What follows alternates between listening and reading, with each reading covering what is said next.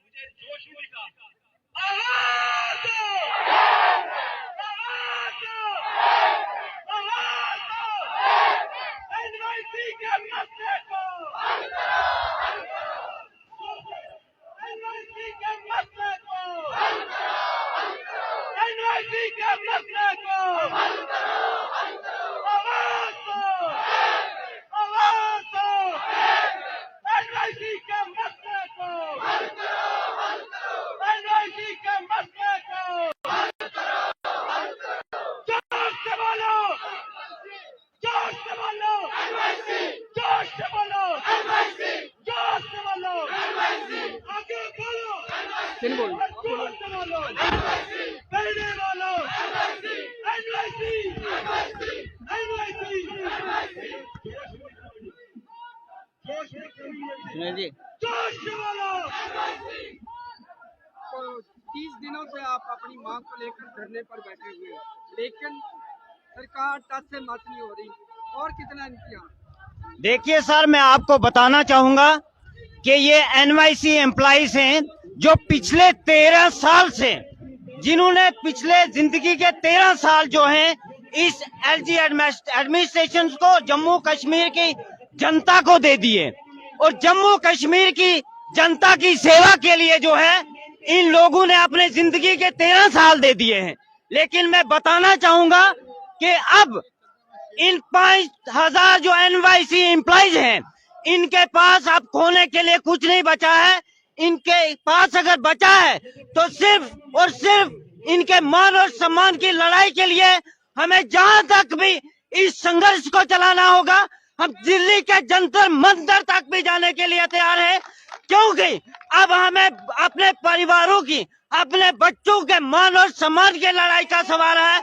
क्योंकि मैं आज आपके चैनल के माध्यम से सर मैं ये पूछना चाहता हूं कि हम युवा विश्वास करें तो किस पे करें, क्योंकि हम पिछले 13 साल से यहाँ की एडमिनिस्ट्रेशन के ऊपर भी, केंद्र की सरकार के ऊपर भी, इवन के भाजपा की सरकार के ऊपर हम पिछले 13 साल से विश्वास करते हैं और अभी भी विश्वास कायम है कि हमें कहीं न्याय मिलेगा तो भाजपा सरकार दिलवाएगी। और जहां तक हमारे जम्मू कश्मीर की भाजपा की कोर कमेटी का सवाल है, तो मैं उनसे गुहार लगाऊंगा कि हम आपके आश्वासनों के आधार पे, आपकी एश्योरेंस के आधार पे हमने अपने पिछले जिंदगी के 13 साल दे दिए, और जब से हम एनवाईसी एम्प्लॉइज 2010 में रिक्रूट हुए थे, आज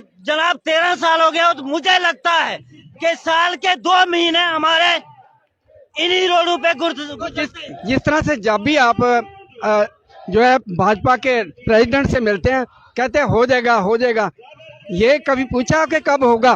देखिए, मैं आपको बताना चाहूंगा, जिस तरह से आपने प्रश्न किया है कि जो हमारे यहाँ के भाजपा के अध्यक्ष श्री रविंद्र रैना साहब हैं, देखिए हमें आज भी विश्वास है, मैं पूरे इत्मीनान के साथ, पूरे कॉन्फिडेंस के साथ कहता हूं कि हमें आज विश्वास है, तभी यहाँ पे बैठे हुए हैं।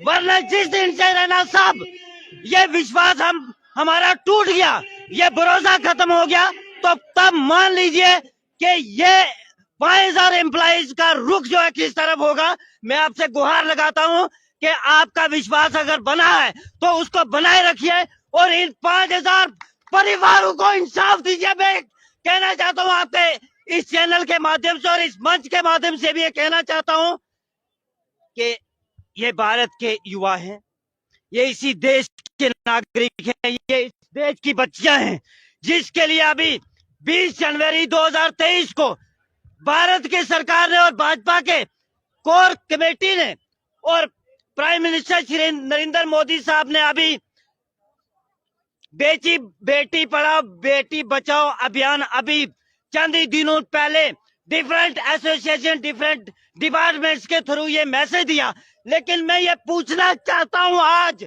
इस मंच के माध्यम से और आपके चैनल के माध्यम से भी कि इस तरह से बेटियों को पढ़ाया जाएगा लेकिन बचाया कब जाएगा, मैं ये पूछना चाहता हूं आपके चैनल के माध्यम से जनाब। और लास्ट मेरी अपील है कि अब आश्वासनों का दौर समाप्त हो चुका है, अब अल्टीमेटम का वक्त है, हमें लास्ट अल्टीमेटम दीजिए, क्योंकि हम उस भरोसे में बैठे हैं जो कार्यालय डॉक्टर श्यामा प्रसाद मुखर्जी का कार्यालय है, उसके सामने उस विश्वास से बैठे हैं। अगर जहां से इंसाफ नहीं मिलेगा तो उस दिन से शायद किस तरह का रुख इस एनवाईसी एसोसिएशन का मैं कहना चाहता हूं। बहुत बहुत धन्यवाद। मैम, मैंने पूछा था कि कब होगा, तो एक ही सवाल था कि एलजी प्रशासन ने करना। आपको लगता है कि एलजी प्रशासन जो है, जो भाजपा के जो नेता यहाँ पे रविंद्र रैना, उनकी बात ही नहीं सुनते? सर ऐसा तो मुझे नहीं लगता कि ऐसी कोई बात होगी। अगर 30 दिनों से आप यहाँ पे बैठे हैं, धरने पर बैठे हैं, और फैसला होना तो एक दिन में फैसला हो जाता है। सर देखो, आपको ये वादा दे के यकीन दिला के, पर हुआ कुछ नहीं, नतीजा सिर्फ।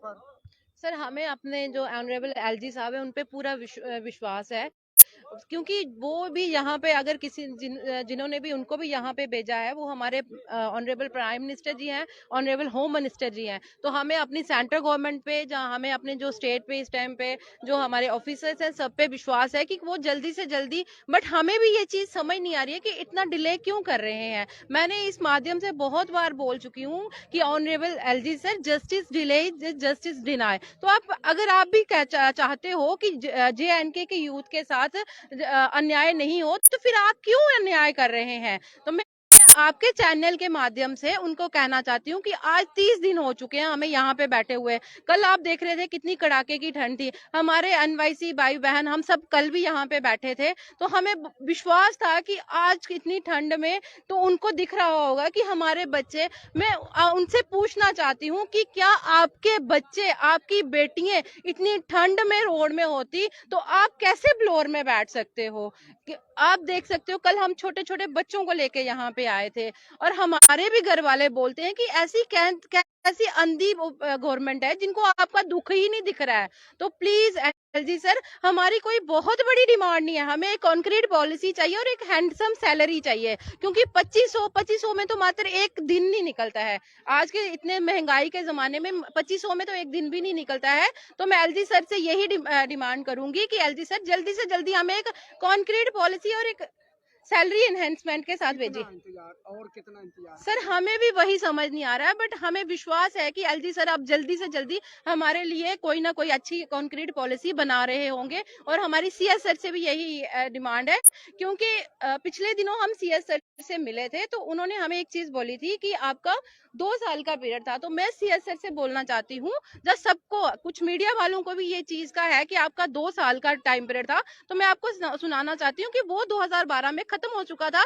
जो हमारा कैबिनेट ऑर्डर था वो 2014 में हुआ है, और जो SRO 520 के अंडर हम जब लगे थे वो 2017 में थे। और एट प्रेजेंट हम गवर्नमेंट एम्प्लॉय हैं और हमारी लड़ाई जो है वो SRO 520 के ऊपर है। सो प्लीज जल्दी से जल्दी, क्योंकि SRO 520 जो है उसमें हमारा फ्यूचर सिक्योर नहीं है, हमारी लड़ाई 520 के ऊपर है। सो प्लीज एलजी सर, हमारा ये जो 520 को SRO को चेंज करके किसी ऐसे SRO में हमें लाइए जिसमें हमारा फ्यूचर सिक्योर हो।